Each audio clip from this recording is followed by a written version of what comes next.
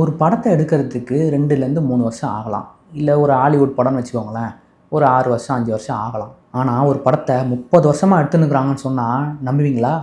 அதுவும் அந்த படத்தை ஒன்றும் பெரிய ஸ்டூடியோலாம் தயாரிக்கல. பெரிய வார்னர் ப்ராஸு, அப்புறம் சோனி, பேரமவுண்ட் பிக்சர்ஸு இந்த மாதிரி தயாரிக்கல. ரொம்ப சாதாரண ஒரு ஸ்டூடியோ தான் இந்த படத்தை தயாரிச்சிருக்காங்க. ஒரு ஆள் தான்.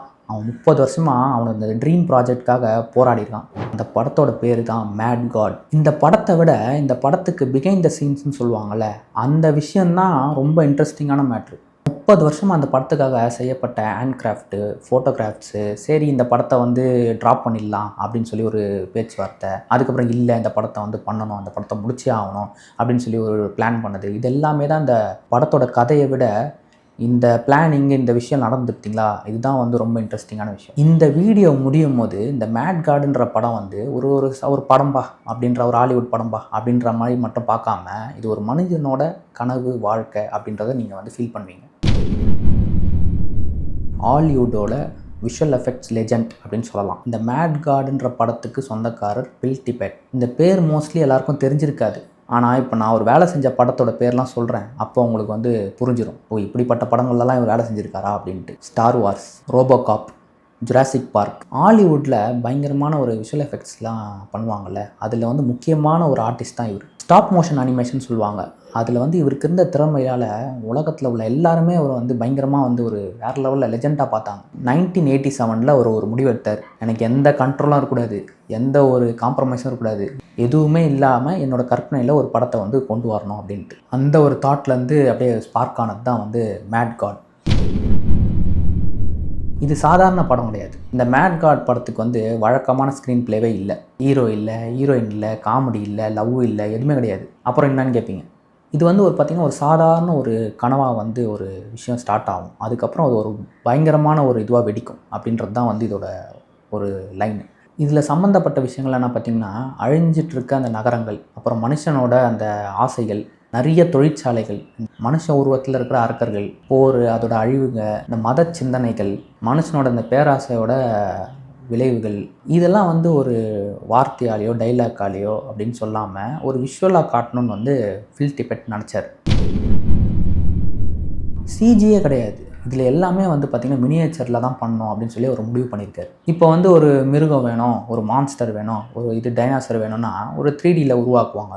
விஷுவல் எஃபெக்ட்ஸில் ஜுராசிக் பார்க்கில் பார்த்துருப்போம், காட்ஸில்லாவில் பார்த்துருப்போம், கிங்காங்கில் பார்த்துருப்போம். எல்லாத்துலேயும் பார்த்திங்கன்னா 3Dயில் உருவாக்கி மாடல் பண்ணி ரெண்டர் பண்ணி அனிமேஷன் பண்ணி அதுக்கப்புறம் படத்தில் இன்க்ளூட் பண்ணுவாங்க. அதை சீக்வன்ஸில் அட்டாச் பண்ணுவாங்க. ஸோ அப்படி தான் விஷுவல் எஃபெக்ட்ஸ் பண்ணிகிட்டு இருந்த காலத்தில் இவர் என்ன பண்ணார்னா, எனக்கு அதெல்லாம் வேணாம், நான் எல்லாமே மினியேச்சரில் பண்ணுவேன், எல்லாமே கிராஃப்டாக பண்ணுவேன் அப்படின்னு சொல்லிட்டு அதில் தான் அவர் ஃபுல் கான்சன்ட்ரேட் பண்ணார். இந்த மேட் காட் படத்துக்காக உருவாக்கின அந்த உயிரினங்கள், ரோபோ, பில்டிங்கு, சம்மந்தப்பட்ட மிஷின்ஸு, இது எல்லாமே கையால் தான் உருவாக்கப்பட்டது. என்னென்னா க்ளே, வுட்டு, பிளாஸ்டிக்கு, இந்த மெட்டல்ஸு, இதெல்லாம் வச்சு இந்த கிராஃப்ட் எல்லாமே செஞ்சாங்க. இது எல்லா மெட்டீரியல்ஸும் யூஸ் பண்ணி தான் இந்த மினியேச்சர் செட்ஸ்லாம் பண்ணாங்க. இந்த மினியேச்சர்ஸ்லாம் பண்ணிவிட்டு இந்த மாடல்ஸ் எல்லாமே ஹேண்ட் கிராஃப்டாக பண்ணதுக்கப்புறமே இது எல்லாமே ஸ்டாப் மோஷன் அனிமேஷனாக பண்ணாங்க. ஒரு அசைவுக்கும் ஒரு ஃபோட்டோகிராஃப் எடுத்து இந்த மாதிரி ஆயிரக்கணக்கான ஃபோட்டோகிராஃப் எடுத்து பல நாட்கள் இதுக்கு செலவு செஞ்சாங்க. இந்த ப்ராசஸ்னால தான் இந்த மேட் காட் படம் உருவாகிறதுக்கு ரொம்ப நாட்கள் எடுத்தது. ஜுராசிக் பார்க் எல்லா விஷயத்தையும் மாற்றினது இந்த ஜுராசிக் பார்க் படம் தான். 1990 இந்த காலகட்டத்தில் ஜுராசிக் பார்க் படம் எடுக்கிறதுக்கு ஸ்டீஃபன் ஸ்பீல்பர்க் பில் டிபெட்டை கூப்பிட்டார். ஜுராசிக் படம் தான் ஒரு ஃபஸ்ட்டு ஸ்டெப்னே சொல்லலாம். இந்த விஷுவல் எஃபெக்ட்ஸில் அந்த உலகத்தையே திரும்பி பார்க்க வச்சது இந்த ஜுராசிக் பார்க் படம். இந்த டைனாசரஸ்லாம் சிஜியில் கம்ப்ளீட்டாக உருவாக்கியிருக்காங்க. அந்த டைமில் யாருமே எக்ஸ்பெக்ட் பண்ணாத ஒரு குவாலிட்டியை கொடுத்தாங்க. படம் ரிலீஸ் ஆனதுக்கப்புறம் ஹாலிவுட் ஃபுல்லாகவே சிஜிக்கு மாற ஆரம்பித்தாங்க. அப்போது பில் டிபெட் ஒரு விஷயம் தோணுச்சு. என்னென்னா, நம்ம ஸ்டாப் மோஷன் அனிமேஷன் காலம் முடிஞ்சு போச்சு, இனிமேல்ட்டெல்லாம் சிஜிஐ தான் போல இருக்குது அப்படின்னு ஒரு சின்ன ஒரு டிசப்பாயின்மெண்ட் அவருக்கு மைண்டில் வந்துச்சு. அந்த தாட் வந்ததுக்கப்புறமே அவர் மேட் காட் படத்தை ஸ்டாப் பண்ணிட்டார். இந்த படத்துக்காக பண்ண பப்பட்ஸு, ஸ்டோரி போர்டு, மினியேச்சர்ஸு எல்லா ஃபுட்டேஜஸையுமே எல்லாத்தையும் ஒரு பெட்டியில் போட்டு ஒரு ஸ்டோர் ரூமில் வச்சிட்டார். பில் டிபெட்டோட அந்த ட்ரீம் பார்த்திங்கன்னா ஒரு 20 வருஷம் தூங்கிட்டு தான் இருந்துச்சு. 20 வருஷத்துக்கு அப்புறம் ஒரு அதிசயம் நடந்தது. 2010க்கு அப்புறம் இந்த டிபெட் ஸ்டூடியோ, அதாவது பில் டிபெட் வச்சுருக்க அந்த ஸ்டூடியோவுக்கு வேலை செய்ய ஒரு யங் ஆர்டிஸ்ட் வராப்பில். அவர் அந்த ஃபுட்டேஜெல்லாம் பார்த்ததுக்கப்புறமே என்ன நினச்சாருன்னா, அவர் அந்த பழைய பெட்டியெல்லாம் திறந்து அந்த ஃபுட்டேஜெல்லாம் பார்க்குறாரு. அந்த மினியேச்சர்ஸ் இதை பண்ண விஷயங்கள்லாம் பார்த்தோன்னே, இந்த ப்ராஜெக்டை வந்து இந்த உலகம் பார்க்கணும், இது அப்படியே உள்ளவே இருக்கக்கூடாது அப்படின்னு சொல்லிட்டு ஒரு முடிவு பண்ணார். ஃபீல்டு விட்டை வந்து சம்மதிக்க வச்சு இந்த ப்ராஜெக்ட் எடுத்து வேலை செய்யணும், வீக்கெண்ட்ஸில் மட்டும் வேலை செய்யலாம், சம்பளம் இல்லாமல் வாலண்டியர்ஸாக வந்து இவங்க வந்து வேலை செஞ்சாங்க. கொஞ்சம் கொஞ்சமாக இதை பற்றி கேள்விப்பட்டதுக்கப்புறம் 60க்கும் மேற்பட்ட யங் ஆர்டிஸ்ட்லாம் வந்து இதில் வந்து ஜாயின் பண்ணாங்க. இது அவ்வளோதான் டெட் ப்ராஜெக்ட் அப்படின்னு நினச்சிருந்த டைமில் இதுக்கு ஒரு உயிர் கொடுத்தாங்க. இப்படி ஒரு ப்ராஜெக்ட் இருக்குதுன்னு கேள்விப்பட்டதுக்கப்புறம் ஃபேன் பேஸ் பயங்கரமாக ஆகிடுச்சு. ரசிகர்களே வந்து என்ன பண்ணிட்டாங்க, இதுக்கு வந்து உள்ள வாலண்டியராக இறங்கிட்டாங்க. ரசிகர்களே என்ன பண்ணிட்டாங்க, ப்ரொடியூசர் ஆகிட்டாங்க. அப்படி இருந்தும் ஒரு பிரச்சனை இருந்தது, பட்ஜெட்டு, ஸ்டுடியோ சப்போர்ட் இல்லை. அதனால் என்ன பண்ணாங்கன்னா, கிக் ஸ்டார்ட்டில் வந்து ஒரு க்ரௌட் ஃபண்டிங் வந்து ஸ்டார்ட் பண்ணாங்க. அவங்களோட டார்கெட் வந்து $40,000. ஆனால் சில ஃபேன்ஸ்லாம் என்ன பண்ணாங்க தெரியுமா, இவங்க டார்கெட் என்னமோ $40,000 தான், ஆனால் $1,24,000 வந்து ரீச் பண்ணுற அளவுக்கு ரசிகர்கள் அதுக்கும் அதிகமாக வந்து டொனேஷன் பண்ண ஆரம்பித்தாங்க. ஒரு படத்தை வந்து ரசிகர்களே காப்பாற்றினாங்கன்னா அந்த அதிசயத்தில் வந்து இதுவும் ஒன்று. இந்த ப்ராஜெக்ட் எப்போ ஆரம்பித்தாங்க, 1987, 1995, 2005, 2015, கடைசியாக 2021. மேட் காட் படம் வந்து வேர்ல்டு வைடு ரிலீஸ் ஆச்சு. ஆனால் நமக்கு இப்போ வரைக்கும் தெரியாது தான் நினைக்கிறேன், எனக்கே தெரியாது தான், இப்போ தான் நானே தெரிஞ்சுக்கிட்டேன். 30 இயர்ஸ்க்கு அப்புறம் one director, one vision, one dream.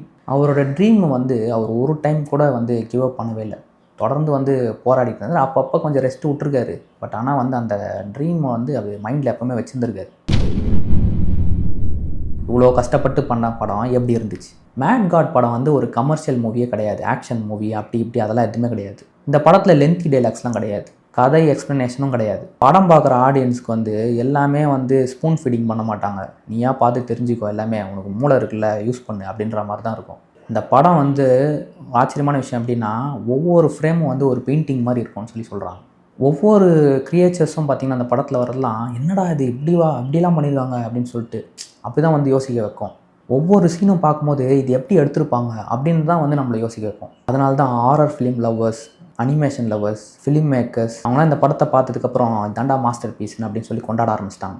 Finally mat God படம் பாக்ஸ் ஆஃபீஸில் பெரிய அச்சீவ்மெண்ட்லாம் ஒன்றும் பண்ணல. வேர்ல்டு சினிமா ஹிஸ்ட்ரியிலே பார்த்திங்கன்னா இந்த படம் ஒரு பெரிய அச்சீவ்மெண்ட் பண்ணியிருக்கு. பேஷன் ப்ராஜெக்ட் அப்படின்ற ஒரு வார்த்தை வந்து இந்த படத்துக்கு வந்து ஒரு பெரிய ஒரு எக்ஸாம்பிளாக வந்து செட் ஆயிடுச்சு. ஏன்னா ஒரு படம் பண்ணுறதுக்கு ஒருத்தன் 30 வருஷமாக வந்து வெயிட் பண்ணான் அப்படின்றது வந்து ஒரு பெரிய ஒரு ஆச்சரியமான விஷயம்தான். இந்த படத்தை வந்து இந்த மக்கள் எல்லாம் பார்க்கணும், உலக மக்கள் பார்க்கணும்னு சொல்லி அதுக்கு வந்து சப்போர்ட் பண்ண இந்த யங் ஆர்டிஸ்ட், அப்புறம் ரசிகர்கள், இவங்கெல்லாம் சப்போர்ட் பண்ணுறாங்கன்னா அந்த அளவுக்கு அந்த படம் இருந்திருக்குன்னு தானே அர்த்தம். அதுதான் மேட் காட். உங்களுக்கு இந்த மாதிரி இன்ட்ரெஸ்டிங்கான தகவல்லாம் தெரிஞ்சுக்கிறதுக்கு ஆசையாக இருக்கா, இன்ட்ரெஸ்டிங்காக இருக்கா அப்படின்னா இந்த வீடியோ சப்ஸ்கிரைப் பண்ணி லைக் பண்ணி சப்போர்ட் பண்ணுங்கள். இந்த மாதிரி ஒரு இன்ட்ரெஸ்டிங்கான தகவலோட திரும்ப வந்து நான் சந்திக்கிறேன். பார்த்து பத்திரம். டாட்டா. தேங்க்யூ.